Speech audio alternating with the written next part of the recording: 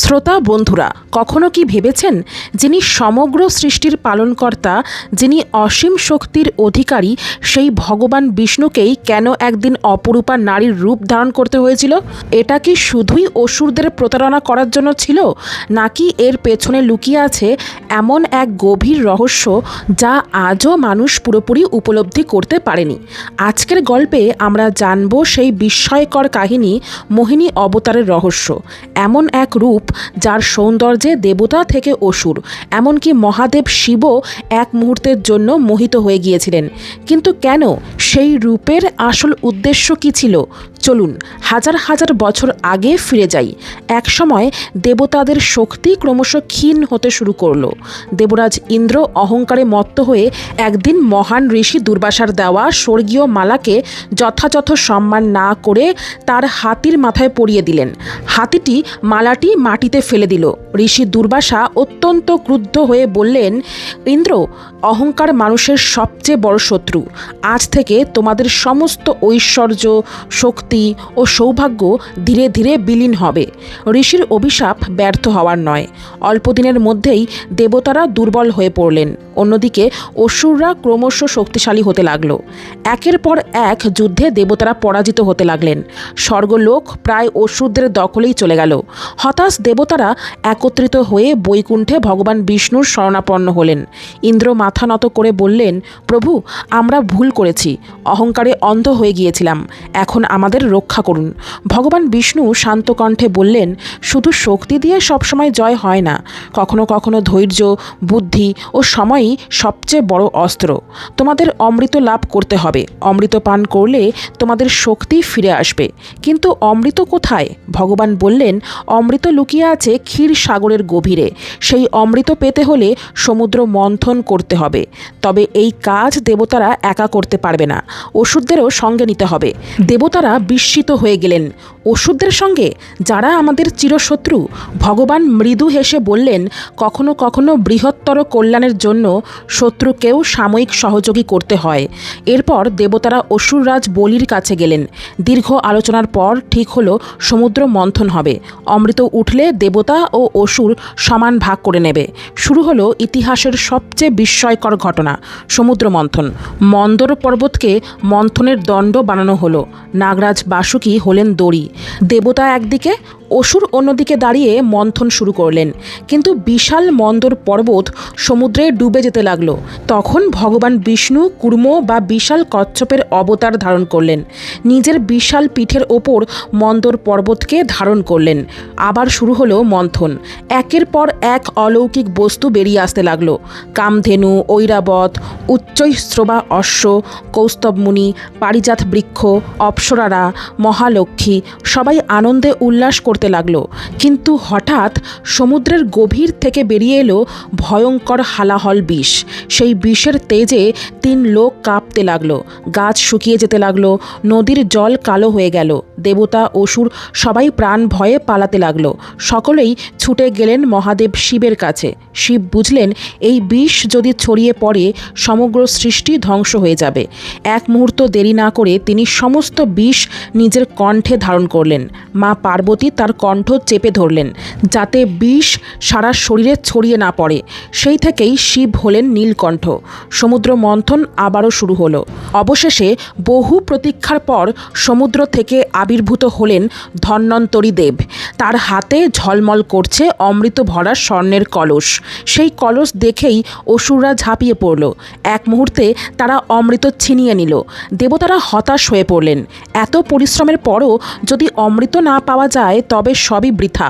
অসুররা বলতে লাগলো, শক্তি যার, অমৃত তার। তারা নিজেদের মধ্যেই অমৃত ভাগ করার প্রস্তুতি নিতে লাগলো। দেবতাদের মুখে তখন গভীর হতাশা। ঠিক সেই মুহূর্তে ভগবান বিষ্ণুর মুখে এক রহস্যময় হাসি ফুটে উঠল। তিনি জানতেন, এখন আর শক্তির নয়, এখন প্রয়োজন এমন একটা শক্তির যার কাছে অস্ত্র হার মানে। সেই শক্তির নাম মোহ। কিন্তু সেই মোহ কে সৃষ্টি করবেন? কিভাবে অসুরদের কাছ থেকে অমৃত উদ্ধার হবে? কেন ভগবানকে এমন এক রূপ ধারণ করতে হবে যা দেখে সমস্ত সৃষ্টি মুগ্ধ হয়ে যাবে? এই প্রশ্নগুলোর উত্তর লুকিয়ে আছে মোহিনী অবতারের আবির্ভাবে। এরপর যা ঘটেছিল তা শুধু অসুরদের ভাগ্যই বদলে দেয়নি, বদলে দিয়েছিল ধর্ম ও অধর্মের চিরন্তন লড়াইয়ের গতিপথ। তখন ভগবান বিষ্ণু চোখ বন্ধ করে এক অলৌকিক রূপ ধারণ করলেন। পর মুহূর্তেই সেখানে উপস্থিত হলেন এক অপরূপা নারী। তার সৌন্দর্য যেন পূর্ণিমার চাঁদের আলোকেও হার মানায়। তার পদচারণায় যেন ফুল ফুটে উঠেছে, তার হাসিতে যেন চারিদিকে আলোকিত হয়ে উঠল। তার চোখের দিকে একবার তাকালে আর দৃষ্টি ফেরানো যায় না। এই রূপই ছিল মোহিনী। দেবতারা বুঝলেন এ আর কেউ নয়, স্বয়ং ভগবান বিষ্ণু। কিন্তু অসুররা তা বুঝতে পারল না। তারা একে অপরকে বলতে লাগলো, এমন সুন্দরী নারী আমরা কখনো দেখিনি, তিনি কে? অসুররাজ বলিও কিছুক্ষণ বিস্ময়ে তাকিয়ে রইলেন। মুহূর্তের জন্য অমৃতের কথাও যেন ভুলে গেলেন।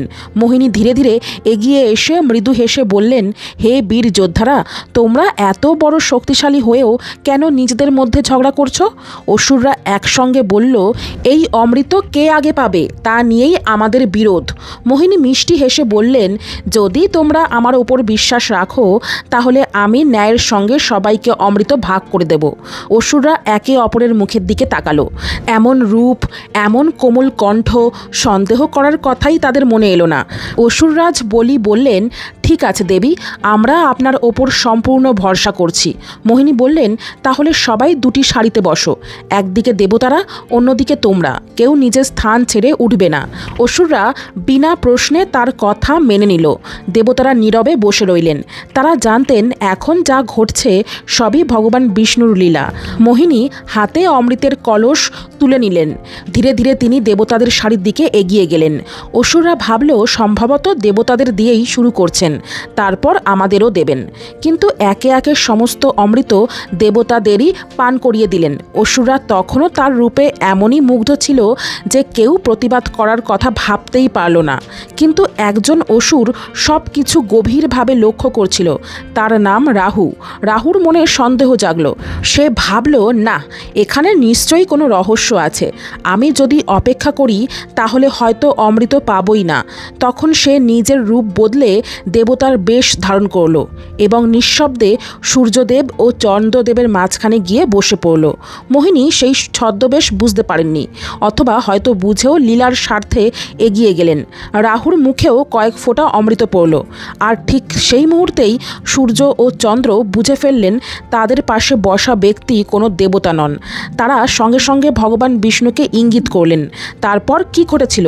কেন রাহুর মাথা শরীর থেকে আলাদা হয়ে গেল? অমৃত পান করার পরও সে কিভাবে অমর হয়ে রইল? আর সেই ঘটনার সঙ্গেই কিভাবে সৃষ্টি হলো রাহু ও কেতু? সেই রহস্যগুলো নিয়েই এইবারে আলোচনা করছি। সূর্যদেব ও চন্দ্রদেব সঙ্গে সঙ্গে ভগবান বিষ্ণুকে ইশারা করলেন। ভগবান বিষ্ণু আর এক মুহূর্ত দেরি করলেন না। মোহিনী রূপ ত্যাগ করে তিনি নিজের চতুর্ভুজ বিষ্ণু রূপে প্রকাশিত হলেন। তার হাতে উদ্ভাসিত হলো সুদর্শন চক্র। এক মুহূর্ত, মাত্র এক মুহূর্ত বিদ্যুতের গতিতে সুদর্শন চক্র ছুটে গিয়ে রাহুর গলা বিচ্ছিন্ন করে দিল। রাহুর মাথা শরীর থেকে আলাদা হয়ে গেল। কিন্তু তখন পর্যন্ত কয়েক ফোঁটা অমৃত তার কণ্ঠ অতিক্রম করে ফেলেছিল, ফলে তার মৃত্যু হলো না। রাহুর মাথা অমর হয়ে গেল। তার দেহ আলাদা এক শক্তিরূপে অবস্থান করল। পরবর্তীকালে পুরাণে এই দুই অংশই পরিচিত হলো রাহু ও কেতু নামে।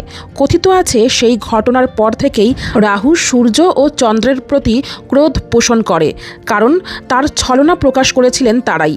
তাই সময়ে সময়ে রাহু সূর্য ও চন্দ্রকে গ্রাস করার চেষ্টা করে।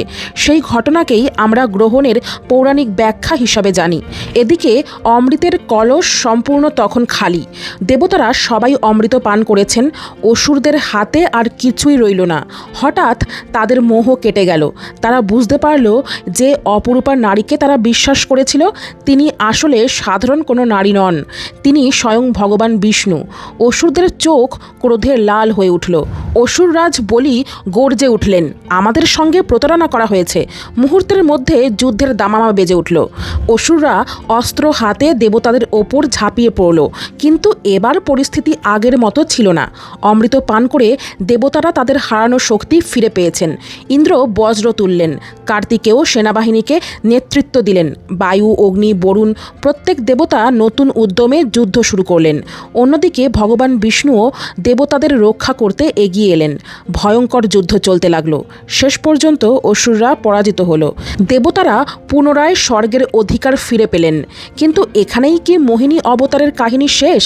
না, আসল বিস্ময়কর অধ্যায় এখনও বাকি। একদিন এই মোহিনী রূপের কথা মহাদেব শিবের কানে পৌঁছালো। তিনি ভগবান বিষ্ণুকে বললেন, হে নারায়ণ, আমি শুনেছি আপনার সেই মোহিনী রূপ দেখে অসুররা নিজেদের জ্ঞান হারিয়েছিল। আমি সেই রূপ একবার দেখতে চাই। ভগবান বিষ্ণু মৃদু হেসে বললেন, মহাদেব, এই রূপ সাধারণ নয়, এই রূপ মায়ার শক্তি। কিন্তু শিবের ইচ্ছা অটল ছিল। তখন কি ঘটেছিল? সত্যিই কি মহাদেবও মোহিনী রূপে এক মুহূর্তের জন্য মোহিত হয়েছিলেন? যদি হয়েও থাকেন, তবে তার আধ্যাত্মিক অর্থ কী? সমুদ্র মন্থনের ঘটনা শেষ হওয়ার কিছুদিন পরে দেবর্ষি নারদ কৈলাসে গিয়ে মহাদেব শিবকে পুরো ঘটনাটি শোনালেন। নারদ বললেন, প্রভু, ভগবান বিষ্ণু এমন এক মোহিনী রূপ ধারণ করেছিলেন যার রূপে অসুরদের সমস্ত বুদ্ধি লোপ পেয়েছিল। তারা নিজের হাতে অমৃত তুলে দিয়েছিল। মহাদেব মনোযোগ দিয়ে সব শুনলেন। তিনি জানতেন বিষ্ণুর প্রতিটি অবতারের পেছনে গভীর উদ্দেশ্য থাকে। তবুও তার মনে একটি কৌতূহল জন্ম নিল। তিনি বললেন, আমি সেই রূপ একবার দেখতে চাই।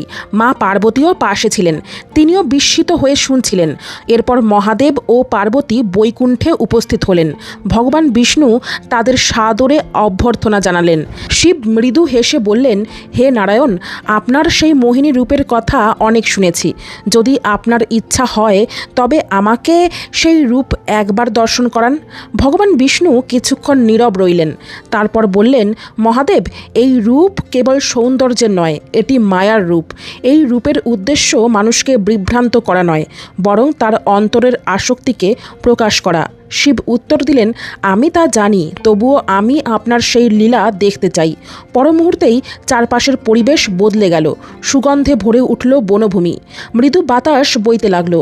পাখিরা যেন অন্যরকম সুরে গান গাইতে শুরু করলো।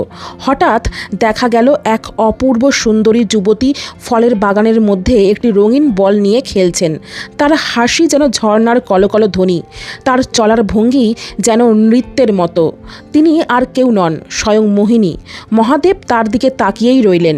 এমন সৌন্দর্য তিনি আগে কখনো দেখেননি। মোহিনী একবার শিবের দিকে তাকিয়ে মৃদু হেসে আবার দূরে চলে গেলেন। মহাদেব যেন অজান্তেই তার পিছু নিলেন। মোহিনী কখনো কাছে আসছেন, আবার মুহূর্তের মধ্যেই দূরে সরে যাচ্ছেন। এইভাবে চলতে চলতে শিব বুঝতেই পারলেন না যে তিনি এক অলৌকিক লীলার অংশ হয়ে গেছেন। কিছুক্ষণ পরে হঠাৎ মোহিনী অদৃশ্য হয়ে গেলেন। চারিদিকে নীরবতা নেমে এলো। সেই মুহূর্তেই শিবের চেতনা সম্পূর্ণ স্বাভাবিক হয়ে উঠল। তিনি বুঝলেন এ ছিল ভগবান বিষ্ণুর মায়া শক্তির প্রকাশ। শিব হেসে উঠলেন। তিনি বললেন, হে নারায়ণ, আজ আমি উপলব্ধি করলাম আপনার যোগমায়া সত্যি অতুলনীয়। এই শক্তি থেকে মুক্ত থাকা সহজ নয়। ভগবান বিষ্ণুও মৃদু হেসে উত্তর দিলেন, মহাদেব, আপনি মোহে আবদ্ধ হননি, আপনি শুধু আমার যোগমায়ার অসীম শক্তিকে প্রত্যক্ষ করলেন। এই লীলা পৃথিবীকে বোঝানোর জন্য যে মায়ার শক্তিকে কখনো হালকাভাবে নেওয়া উচিত নয়।